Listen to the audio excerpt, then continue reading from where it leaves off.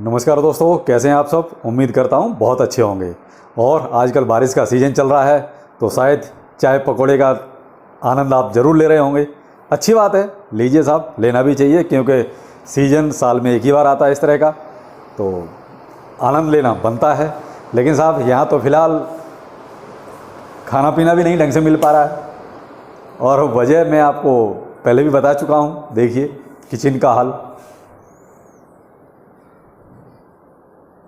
Kitchen जो है फ़िलहाल पेंटर के कब्जे में है, तो जब तक पेंटर के कब्जे में रहेगी तब तक तो साहब देखिए ऐसे ही रहेगा।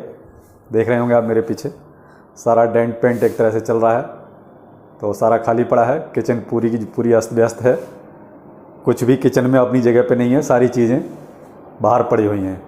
कुछ देखिए मैडम में टेबल पे लगा रखे हैं, कुछ बर्तन।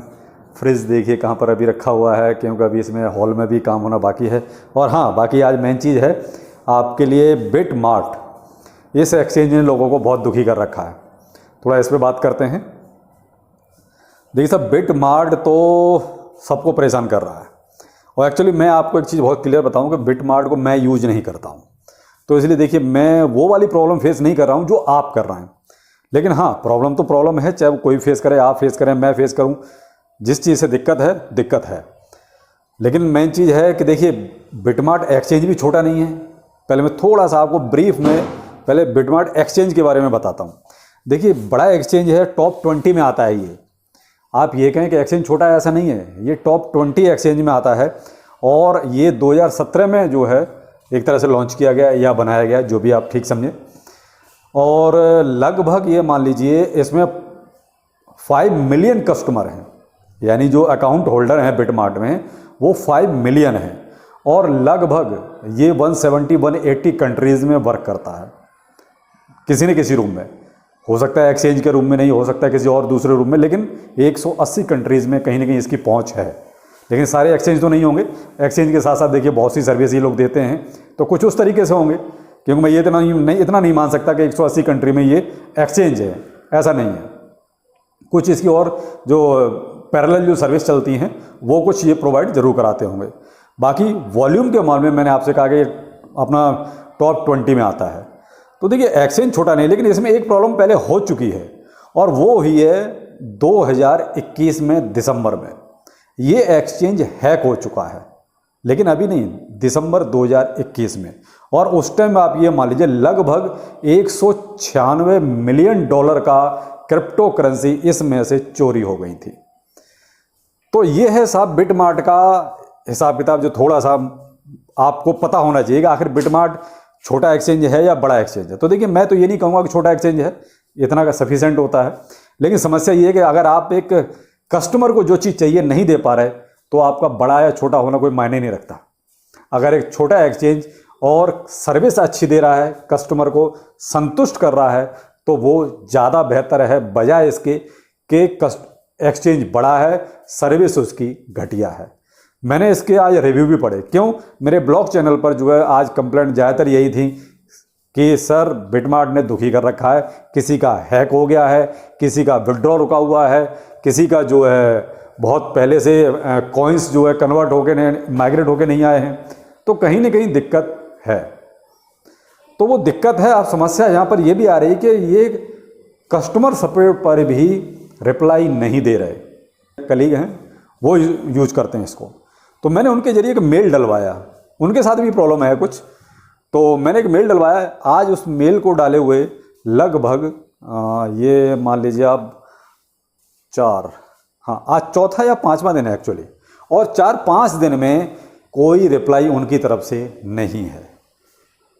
आप कोई तो रिप्लाई दीजिए। आप जो प्रॉब्लम है उसको सॉर्ट आउट कर सकते हैं, नहीं कर सकते, कर सकते हैं तो कैसे कर सकते हैं, या हमें कुछ करना पड़ेगा, उसका उन्होंने कोई रिप्लाई नहीं दिया है। तो समस्या यहाँ भी आ रही है कि अब कस्टमर सपोर्ट पे आप वहीं तो कांटेक्ट करोगे। अब ऐसा तो है नहीं कि आप जो है सीधा एक्सचेंज जाएंगे, तो वहाँ भी आप कोई सपोर्ट प्रोवाइड करा नहीं रहे, आप रिप्लाई नहीं दे रहे, तो किसको कहीं जाके, समस्या यहाँ पर है। तो देखिए और कोई चारा नहीं है। आप कोशिश कीजिए, यही कर सकते हैं कि आप जो इनका सपोर्ट सिस्टम है, जो support@ इनका जो एक्सचेंज का है, आप उस पर जाके एक बार इनको मेल आप कीजिए। मे बी लकी अगर आप हों और आपको रिप्लाई आ जाए, और किस टाइप का वो रिप्लाई देते हैं वो तो देखिए, जब रिप्लाई आएगा तभी पता चलेगा।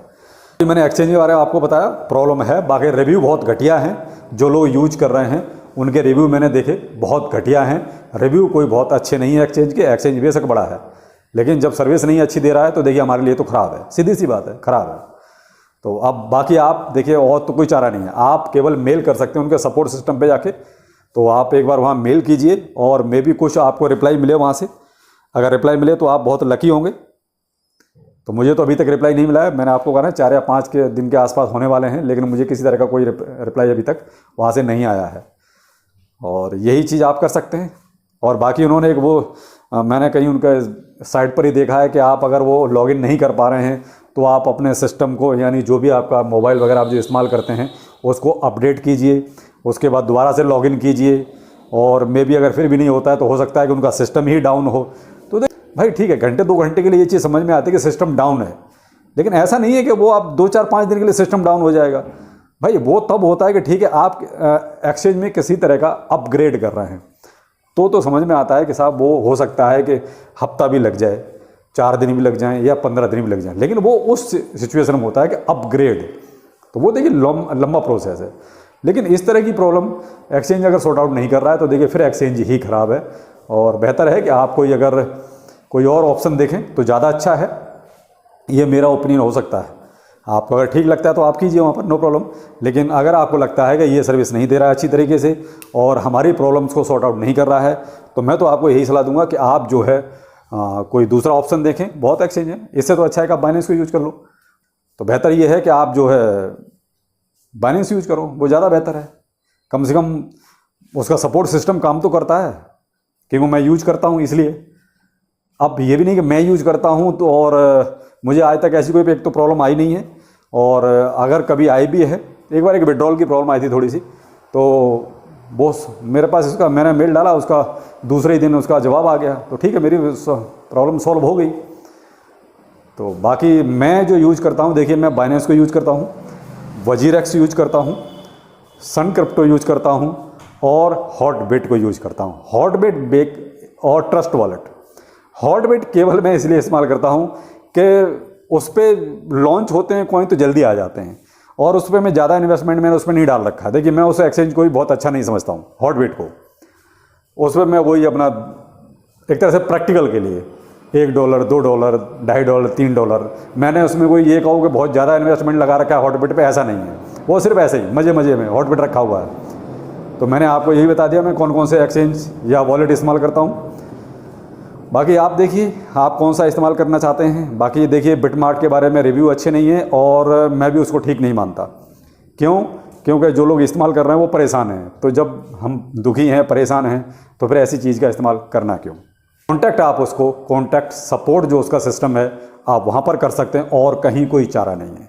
अगर वो रिप्लाई आ जाए तो वेल एंड गुड, आप बहुत लकी हैं। रिप्लाई नहीं आ रहा है तो फिर कुछ नहीं कर सकते, वेट कीजिए उनके रिप्लाई का कब देते हैं। बाकी देख लीजिए साहब, आज खाना भी बाहर से ही मंगाना पड़ा है। क्यों?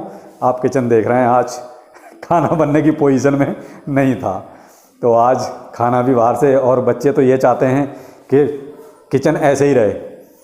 क्यों? उन्हें फिर रोज़ को बाहर से मिलेगा, तो वो बिल्कुल भी इस फेवर में नहीं है। वो तो कहते हैं भैया ठीक है, आप एक नहीं आप 4 दिन किचन में ही रहो, आप किचन में काम करो। उनका तो सीधा सिस्टम ये है, वो साफ कह रहेगा आप किचन में काम करो और किचन में ही आप रहो। तो वो रहेगा कि किचन में रहेंगे तो खाना नहीं बनेगा यहाँ, और खाना नहीं बनेगा तो फिर हमें बाहर का मिलेगा। और बच्चे तो आप समझते ही हैं, बाहर का मिले तो बहुत अच्छा। तो ये है आज की अपडेट। बाकी और कोई टॉपिक जिस पे आपको इस तरह की कोई प्रॉब्लम है, जो जनरल टॉपिक है, आप मुझे बताइए। मैं कोशिश करूँगा आपको पूरी उसके बारे में जानकारी देने की। और चलिए फिर मिलते हैं किसी एक नए ब्लॉग में। और आप सुझाव ज़रूर दें कि आप क्या चाहते हैं, किस टाइप का टॉपिक चाहते हैं। और उस टॉपिक के साथ साथ अपने घर का अपडेट भी मैं देता रहूँगा कि भाई आज कितना काम हुआ, कितना नहीं हुआ। आज तो सिर्फ इतना हुआ है कि किचन सारी बाहर निकाल कर डाल दी है। कुछ यहाँ पड़ी हुई है किचन, कुछ इस रूम में जो सामने वाला है अभी वो लाइट नहीं जल रही है, कुछ इसमें सामान रखा हुआ है, फ्रिज अपना ड्राइंग रूम में रखा हुआ है। तो किचन को पूरा खाली कर रखा है अभी देखते हैं कितने दिन और ऐसे रहेगा। तो वो भी आपको अपडेट रोज़ का रोज़ मिलता रहेगा। तो चलिए फिर मिलते हैं एक नए ब्लॉग में कुछ नई जानकारी के साथ। जानकारी आपके द्वारा सुझाए गए टॉपिक पर। नमस्कार।